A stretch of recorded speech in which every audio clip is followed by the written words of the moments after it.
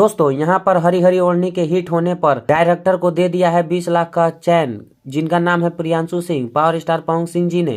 क्योंकि दोस्तों आप अंदाजा लगा सकते हैं जितने बड़े स्टार हैं पावर स्टार पवन सिंह, उतना बड़ा दिल भी है। और बात करें हरी हरी ओढ़नी की, जो सोनगरा तो यूपी बिहार में तहलका मचा कर रख दिया है। और इस गाने का व्यूज अब तक बात करें तो 30 मिलियन व्यूज का आंकड़ा क्रॉस कर चुका है। और दोस्तों बहुत लोगों को यह गाना फेवरेट बन चुका है। मेरा भाई ऐसे ही नाम कमाओ, खूब आगे बढ़ो, मस्त रहो एकदम।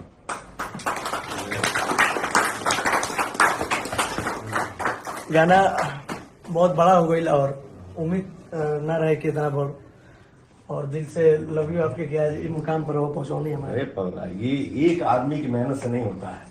हम सब भाई हैं, एक परिवार है, मिल के मेहनत करते हैं। तो जो हमारा ऑडियंस है, जो है हमारे लिए भगवान है, तो उनका प्यार मिलता है।